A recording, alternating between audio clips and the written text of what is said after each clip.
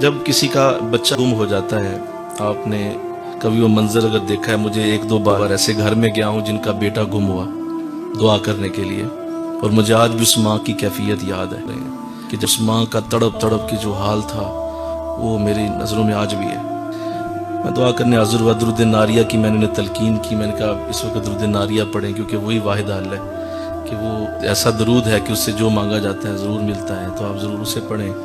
لیکن وہ حالت مجھے یاد ہے۔ آپ ذرا تصور کریں کہ اگلے ہی دن انہیں فون آتا ہے، ایک شخص انہیں فون پہ کہتا ہے یہ لڑکا میرے پاس ہے، تو میں اسے لے کے کہاں آؤں، ایڈریس مجھے بتائیں۔ تو اس وقت اس باپ کی حالت کیا تھی، اس ماں کی کیا تھی، اور وہ کتنا انتظار کر رہے تھے کہ وہ ایک شخص جو ہے وہ میرا بیٹا لے کے واپس آ رہا ہے۔ اب جب وہ لڑکا پہنچا اپنے ماں باپ کے گھر، تو جس طرح ماں اسے لپٹ کر روئی تھی، اس نے بڑے بڑوں کی چیخیں نکلوا دی۔ باپ جس طرح گلے لگ کے رویا تھا وہ منظر بیان سے باہر، اس قدر وہ جذباتی منظر۔ اچھا، وہ شخص جو پیچھے یوں ہاتھ باندھ کے یوں کھڑا ہے اور وہ سب کو دیکھ رہا ہے خاموشی سے، کوئی اس نے بات نہیں کی۔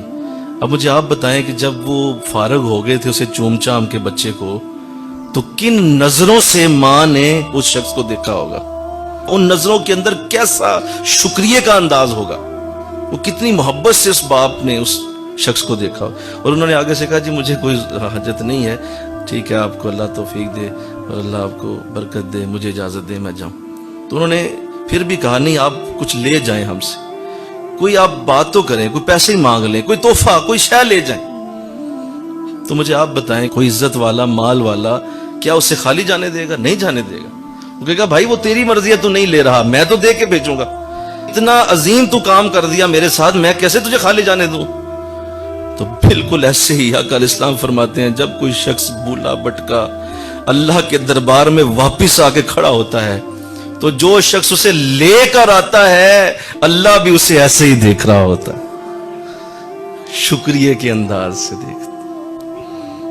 وہ میرے بھولے بھٹکے کو واپس لے آیا تھا، دوزخ کی طرف جا رہا تھا، اس کو پکڑ کے جنت کی طرف لے، میری طرف رخ کر دیا اس کا۔ 70 ماؤں سے زیادہ میں اسے پیار کرتا تھا۔